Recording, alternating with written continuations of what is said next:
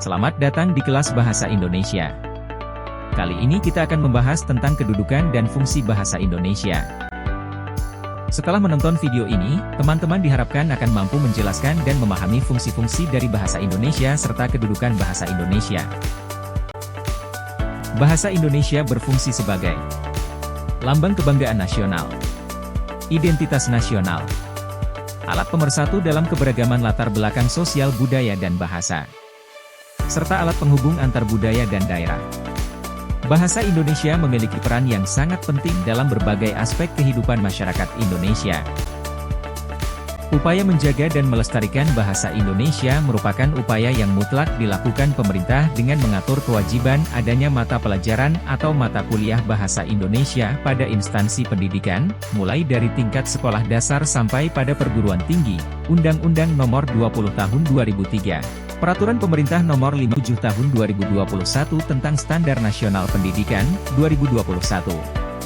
Upaya tersebut menunjukkan keseriusan bangsa Indonesia dalam menjaga dan melestarikan bahasa Indonesia, bukan hanya sebagai bahasa nasional dan bahasa negara, namun juga sebagai bahasa internasional. Undang-Undang Nomor 24 Tahun 2009, mengarahkan peningkatan fungsi bahasa Indonesia menjadi bahasa internasional. Ada 9 kedudukan bahasa Indonesia. Yang pertama, sebagai bahasa persatuan dan identitas nasional.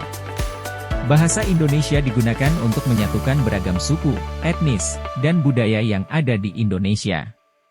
Yang kedua, sebagai alat komunikasi resmi. Bahasa Indonesia digunakan sebagai alat komunikasi resmi di semua tingkatan pemerintahan, lembaga negara, dan instansi publik. Yang ketiga, sebagai bahasa pengantar pendidikan.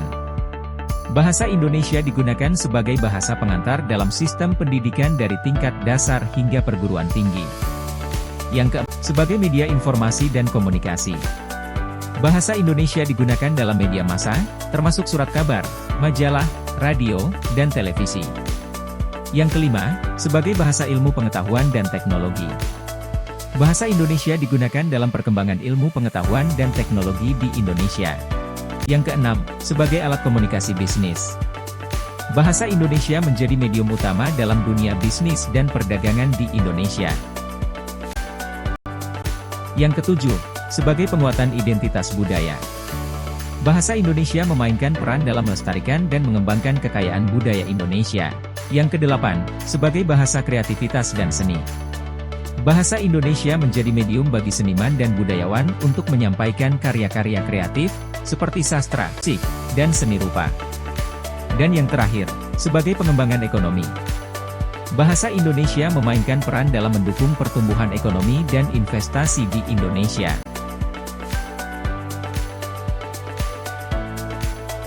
Selanjutnya ada 8 fungsi bahasa Indonesia. Yang pertama, berfungsi untuk komunikasi, yaitu sebagai alat komunikasi sehari-hari dan sebagai bahasa resmi dan formal. Yang kedua, berfungsi untuk persatuan dan identitas, yaitu sebagai bahasa persatuan untuk mengatasi keberagaman etnis dan budaya Indonesia serta menjadi simbol identitas nasional yang membedakan Indonesia sebagai negara yang satu. Yang ketiga, berfungsi untuk pendidikan, yaitu sebagai bahasa pengantar pendidikan dari tingkat dasar hingga perguruan tinggi dan sebagai pengembangan ilmu pengetahuan yang ada di Indonesia. Yang keempat, berfungsi untuk media massa, yaitu sebagai alat penyampaian informasi seperti koran, majalah, radio, televisi dan sebagai pengaruh opini publik.